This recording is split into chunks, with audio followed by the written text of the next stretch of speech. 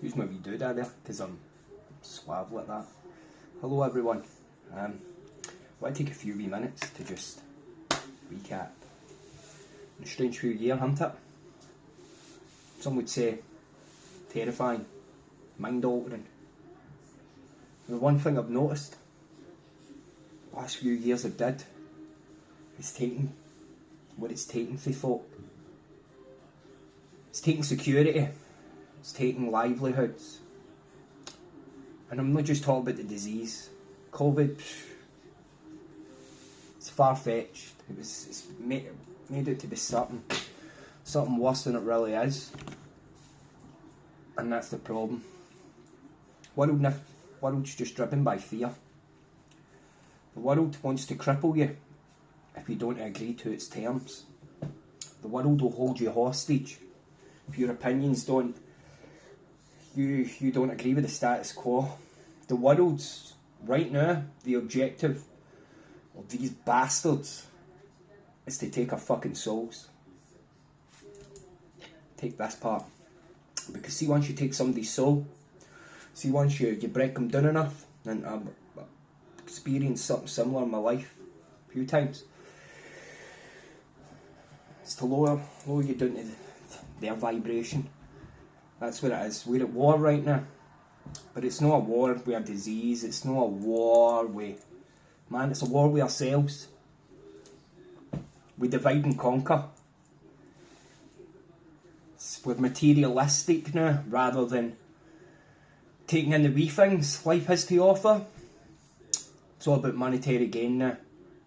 It's all about that. It's horrible, mind-numbing to see folk just get lost in consumerism. If I had it my way, we would be going back to the Stone Age. I mean, this shit. We'd be dead.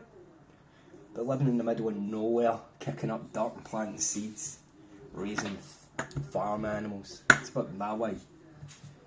I wish we could have a world where if you wanted to become self-sustaining, self-reliant, that they get rid of you. You would think, oh, if you want to live off land, fucking go. If you don't want to be part of civilization, go. Fuck off, leave. But unfortunately, that's not the case. It's not the case at all. They're trying to herd us in. Now we've got geo-isolating, geo-lockdowns. Well, England's in the run-up to fencing off small areas, small housing estates and stuff. That's scary. That is terrifying to think that this is happening. It's been planned and we're executing right now. Here's something for you all. Now, remember the way hussies used to be growing up, right? You go into cul-de-sacs or areas, estates, schemes. If you're in Glasgow, up Scotland we call them schemes. They were all open. Everything was open. Any hussies that were joined, there was big grassy backs. There was fences you could climb, you could see through. Nothing was concealed. You were out in the open, you could go out and enjoy life without being scared that somebody's going to kill you or fucking rob you or fucking rape you.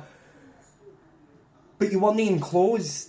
You were free. The world was your oyster growing up. And I was born in the 90s, so I kind of grew up in that era.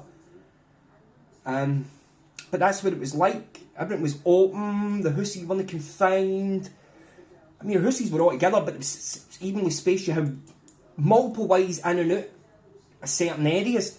You weren't restricted to one entrance and one exit. But what I'm noticing now is see the new developments for housing, especially in Scotland. I'm not too sure about like down south or any other areas of the UK. But I've noticed that a lot of the architecture, the planning, foundations in the area in which they're building a lot of these hussies, they're confined. I mean, I stay a stone throw for one of these estates and there's one way in, one way out. And I've noticed that.